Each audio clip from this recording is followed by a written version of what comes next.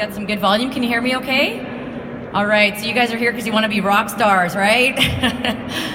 All right, so we are going to chat about the 5 Rockstar questions that you should ask yourself and ask of a company when you're thinking of buying into a franchise. I'm hoping that my presentation will keep you on the edge of your seats, not because you are, because you're interested, not because you're trying to get the nerve to leave. All right, that was my joke for the day. So we're going to talk about the 5 Rockstar questions you need to ask when considering joining a franchise. All right, and I'm going to start with, here's my agenda. So we're going to talk about my F3 background. I'm going to tell you a little story. And we're going to talk about why you're here. We're going to do a little franchise 101. And then we're going to get to the 5 Rockstar questions. And if you're good and you're behaving, then I might have a bonus for you. And then some Q&A. All right, so I grew up with a company that did okay in franchising. You might have heard of M&M Meat Shops. Has anybody here heard of M&M Meat Shops? All right, so the company, my dad's the founder. He's one of the M's in M&M Meat Shops. And the company grew to 470 stores across Canada. And this is a picture from the early 80s when we had about 15 stores. The guy on stilts is my brother, and he had to walk around being called Too Tall Tex. And then the guy with the cowboy hat is my dad, Mac. Just a little history, and that's my dad on the left there, back in 1981 when they first started the business. And his partner, Mark, went back to practicing law, so my dad bought him out and grew the company. And the original name of the company was M&M Meat Shops, Meat and Fixins, if you can believe it. So they figured out that that was too long and changed it to M&M Meat Shops. And about 3 years ago, we just rebranded, and we're now M&M Food Market. This is a picture of the first store, nice ferns hanging planters and wood paneling. And one of our very first product lists, which includes frog legs even on it. We sold frog legs, frozen frog legs. All right, so my F3 for you is, I'm just giving you a little bit of background on where I come from and why I can be up here telling you what to think about when you're buying into a franchise. So because of my upbringing with M&M Food Market, I have the experience on the franchisor side and worked a lot with franchisees. Actually did everything from dressing up as Kelly Kebab to helping develop Western Canada. And then in 2000, I became a multi-unit franchisee on Vancouver Island. So I switched sides and put on a different hat and became a franchisee, which I still am to this day, 17 years later. And a couple years ago, I decided to take everything I'd learned and put that all to good use and help franchisors with assessing whether they should franchise and then getting over the growth roadblocks and with their franchisees and relationships and that sort of thing. So that's my background and where I come from. I call it the F3. So why are you here? I'm guessing that it's probably a combination of you want to make a living with being a small business owner, but you're here because you're thinking that it's less risk to go rather than starting from scratch on your own. So let's dig a little bit deeper into this. Let's take a little quick look here at the pros and cons of joining a franchise. So the pros, which I'm sure you probably have thought about, the number one thing I think is it's less risk. So you have a business model that's already proven, you've got brand awareness, and you get support and help from the franchisor. Also, the franchisor is the one that's really working hard to drive the brand and keep it fresh and keep it on, on people's top of their minds. And then also you get to be part of a team. So you're not in it totally alone. You've got franchisees that you can collaborate with, your peers, and you've got the head office support as well to help you achieve success. The downside is that when you're a franchisee, you can't be as creative as you might want to be and entrepreneurial. A lot of people call franchisees entrepreneurs, and having lived and breathed being a franchisee for 17 years, I wouldn't use the term entrepreneurial because you're following a system. So there's ways to be creative, but you're really you have to really understand that you're going to have to follow the system to be successful. It won't work if you're trying to reinvent the wheel. And decision making moves a lot slower because franchisees need to buy in, and no yawning. That's making me feel bad. And then thirdly, you have to give up some of the profit, right? So when people are assessing whether they want to be a franchisee or not, they have to think about whether they can make more money with not having to give up the profit. We're going to skip this slide here. You can see me after if you want to see that. We're going to talk a little bit about the DNA to be of a franchisee. So this is the questions, there are things that you should think about yourself. So as a franchisee, you need to be financially prepared. And this is one of the most important things I think or the things that gets overlooked. Having worked with franchisees in the late 90s that were undercapitalized and just couldn't spend the next, $30,000 they needed to spend to get the inventory they were going to sell.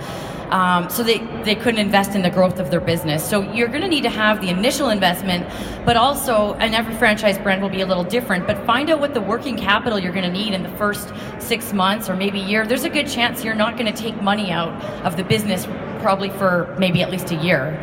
Find out what that expectation will be. What are you going to need to have to carry the business? Also, as a franchisee, you need I call it a touch of entrepreneurialism. So, you are going to be following a system, but there's things that there's some local marketing and some things where you need to be a little bit creative. So a touch of entrepreneurialism is a good thing. You need to be sales oriented. It's a common myth that the franchisors, that you're just going to stand there in your store or whatever your service is, and that the business is all going to come to you. But that's not the point, and that's not the expectation or the reality of it. So you have to have a sales-oriented mindset. You need to have passion for the brand, and we're going to talk a little bit more about that in the 5 Rockstar questions. But you have to really love the brand. It's not a matter of what's going to make me the most money, because we'll get into that a little bit later, but that's not going to work. You need to be hardworking. Another common myth I love when I was a field trainer and I would show up at a store and the franchisee would hand me their key and say, okay, so the freezer temperature wasn't cold enough, and they thought that they could just expect the head office staff to wait it out, till 1 a.m. Well, they went home and got their beauty sleep. It is a franchise. There is a system developed, but it's your business. So you need to be the one that's working hard and making it work. You can't rely on the franchisor to get the work done. You need to be a leader. So while you may not be an entrepreneur, you do need to be a leader because you're going to be leading your staff. Most businesses have staff. I guess there's the odd one that it's a one-person job, but most franchises, you're going to have staff. And I see this common in the work that I do now, where a franchisee decides to get into a business because they love the concept, but they're not a leader. So their staff are taking advantage of them. They can't figure out how to engage their staff and get them to do what they need them to do. You need to be community oriented. And so what I mean by this is that the franchisors probably figured out ways to build the business that might be things like, say it's a juice business, and to go to this event works really well, so you need to be comfortable going out into the community. Most businesses have some element of that, whether you're going into a show or you're going to networking events, so it's pretty important to be community oriented. You need to be patient, because as the awesome ideas come through, it takes a while for ideas to be kind of move through the system and be accepted and approved. And you need to be systems oriented. In the last few years, one thing that's getting really, or has become really common and popular is that they're figuring out that military veterans, make awesome franchisees because they're really good at following a system, and they understand the importance of it. So that's kind of an interesting thing. They're actually often, franchises will give discounts to veterans just because they know that they'll be good operators. All right, so let's move on to the 5 Rockstar questions. I'm calling them Rockstar questions because I think you are smart enough to figure out some of the basic questions you should ask, like what's the initial investment and what are the royalties in a business. And if you do need help with those basic questions, you can come and see me after at the round table. I'm happy to chat about that. But we're going to talk more about the Rockstar questions that I have come up with, based on my experience as both franchisor, franchisee, and my experience with clients right now and what I see. So this is like the full, approach to really what I think people should be asking. All right, you guys ready? Rockstar question number 1. Do you like that? Coming in kind of cool like that. So, do you have passion for the brand? Do you love the deliverable? Do you love the product or the service that the company is selling? What about the people behind it? Who's driving the bus in this business? Are they people that inspire you? Are they people that you believe in and that they're good people that align with you? What about the story behind? What's the story behind why that business exists? It might be something like making lives healthier, and that resonates with you, or whatever it is. And just overall, what's the concept? Do you love this concept? As I said before, a common misconception is that the product is going to sell itself, or the service is going to sell itself because it's a franchise. But really, this is rarely the case that the franchisor does all the work to drive the business.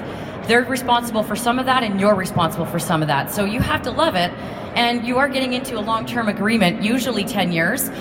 So you don't want to get in a couple years in, realize that it's just not something you love. All right, number 2. You ready? Everybody awake? What are the company's purpose and core values?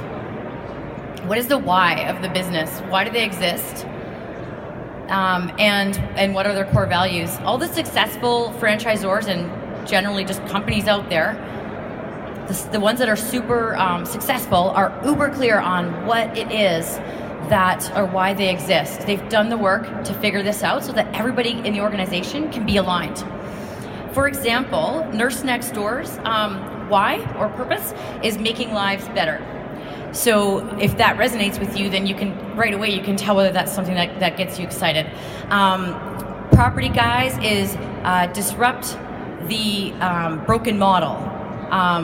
One of my favorites for clarity on their why and their core values is Tutor Doctor. Have you guys heard of Tutor Doctor? Tutor Doctor. So they're in like 80 countries, and they're Canadian, based out of Toronto company. So doing really well. A great franchise to take a look at. When you go on their website, you can actually click on mission and values and find the statement here. There's their logo. Right there, their statement is the mission of Tutor Doctor is to change the trajectory of students' lives. They even have on their, they've even got their core values right there. And so you want to look at that and make sure it resonates with you and aligns with what motivates you and drives you. And taking a step back even from that, does the company even have clarity or know their purpose and core values? I'm shocked when I go out there and see how many people or companies haven't even figured that out. That's a red flag, because they aren't growing. Those companies don't grow as successful. Everybody needs to be on the same page, and this is how companies are doing it. All right, question number 3. Let's see how this one comes in. Ooh, I like it. My kids taught me this. What support systems does the franchisor have set up for franchisees?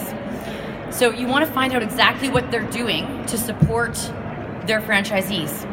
So you can ask questions like, how often do we see our area manager?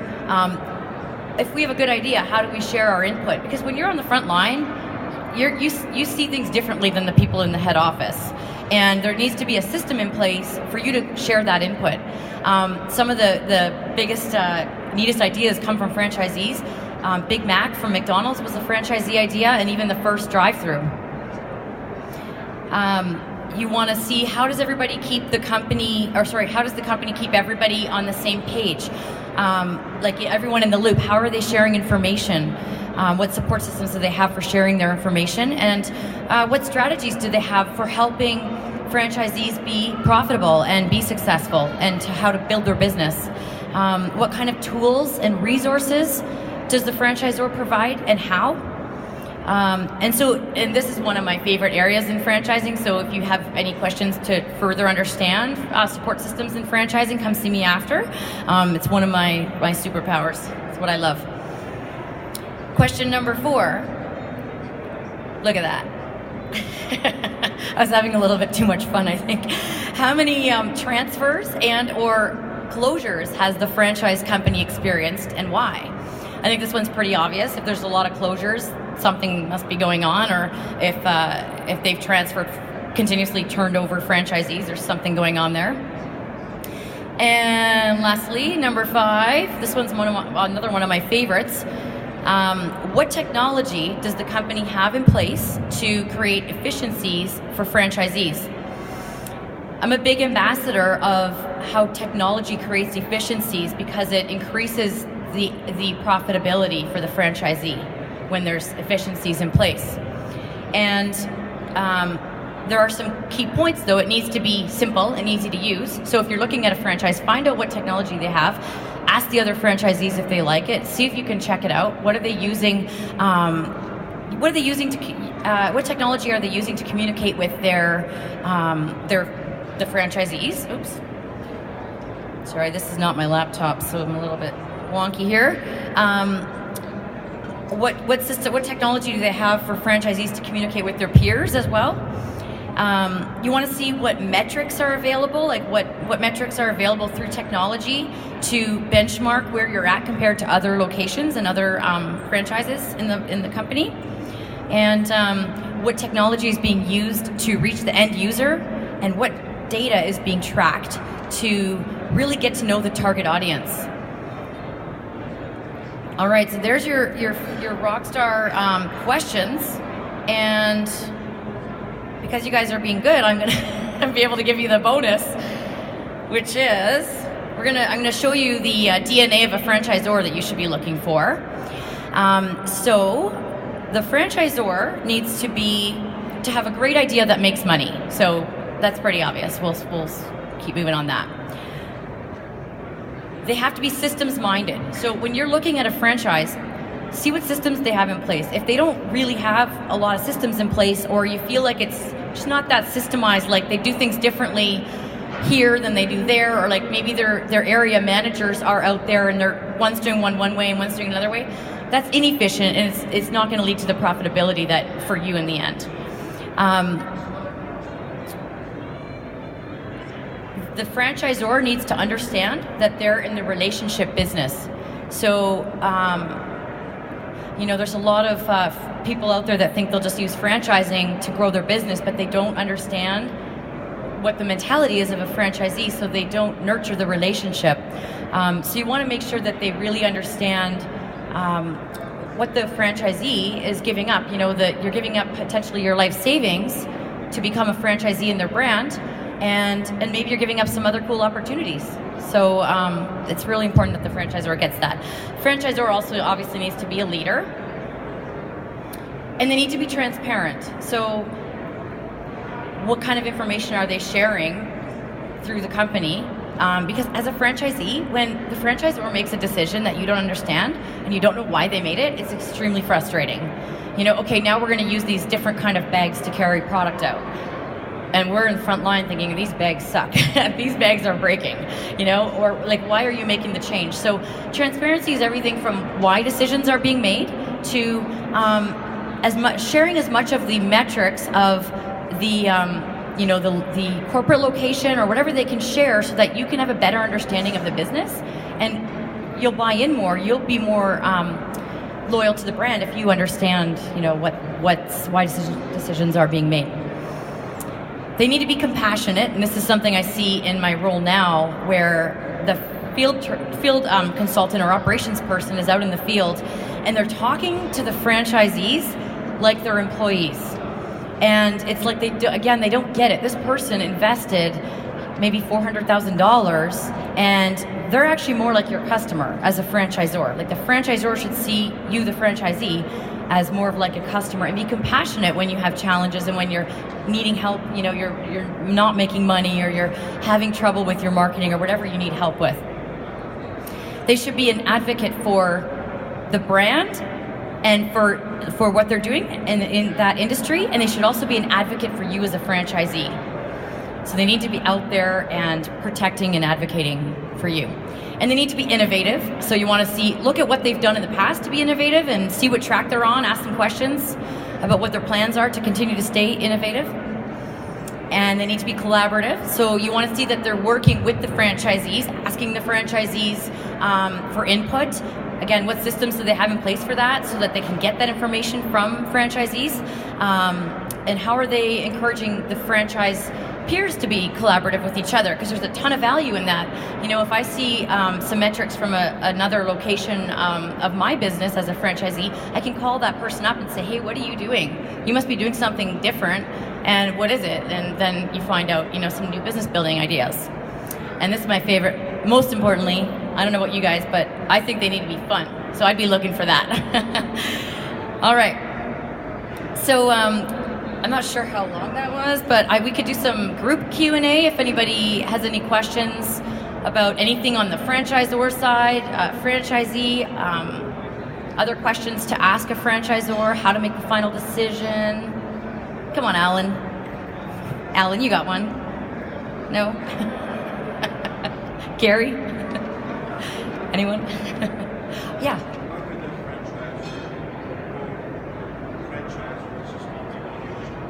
Sorry, can you say that again? I caught. Company would expect. What would be the benefit of the franchise versus multi-locations? Okay. So are you saying what is the benefit to the franchisor to choose a single unit versus a multi-unit franchisee? Franchisee. Oh, here we go. Thank you. To go franchisee versus multi-locations. Oh, okay, so like franchising versus corporate expansion. Did you say what are the benefits? Well, or how to make that decision? Yeah, I mean, it's a decision, right? I mean, Yeah. one is obviously cash flow, you know, Yeah. we're franchisees, but... Well, you're talking to the right person. That's exactly what I help people with. But I will tell you, actually, I'll go back to a slide here that I skipped over. Probably one of the big things you want to think about if you're thinking of franchising a business is whether you want to have local partners in the communities. Am I getting to the answer? Is that what you're asking? So do you want to have local partners running the business as opposed to paying a corporate person? So if you're paying a manager in a community, they're not generally going to be as invested, and it costs a lot to incentivize them to do what a franchisee would naturally do because they've already invested. Financially, the growth of a franchise, there's a lot of capital investment. That's a common myth. People think that if they're going to franchise their business, that they can just leverage the investment from the franchisees.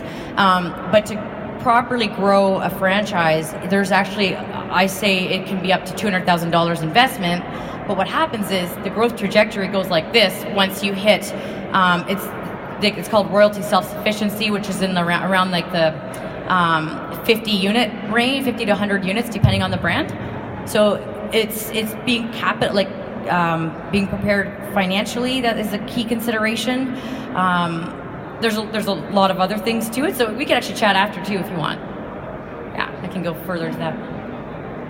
Hi, Angela. Hello. You mentioned the key metrics, the things that franchisees have to look out for. Yep. Can you just expand on that a little? Yeah. So the metrics would be, I would be looking, does the franchisor have a clear understanding of two things? One is unit economics. Do they understand what is the business model to make this a success? So, for example, at M&M, we know that our labor costs should be around 7% of sales.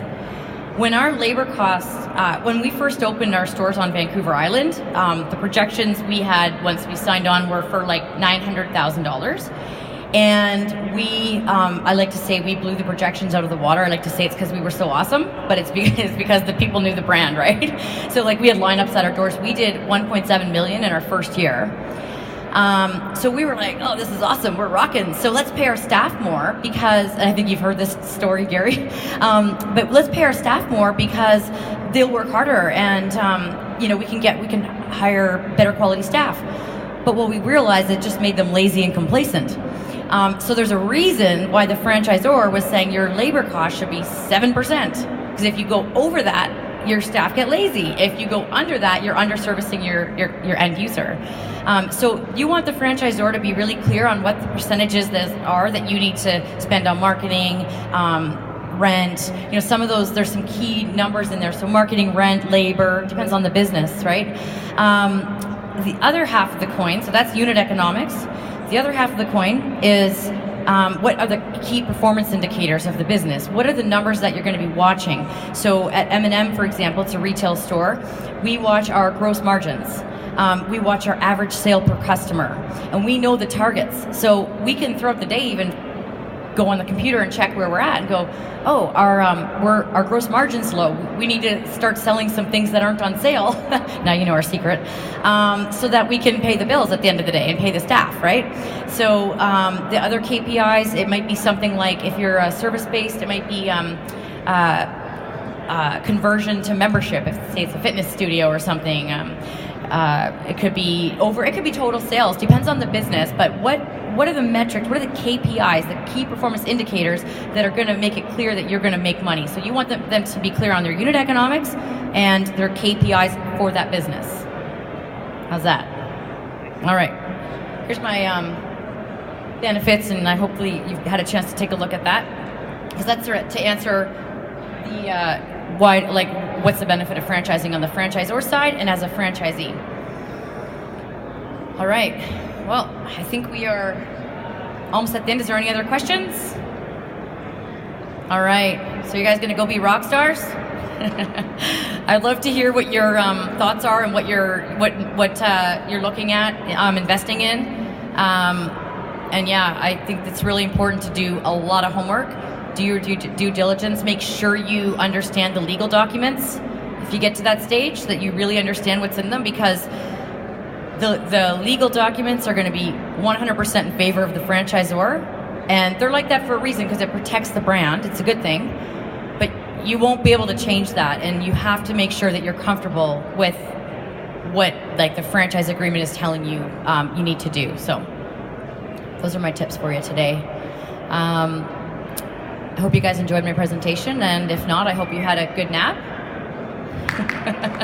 Okay, thank you.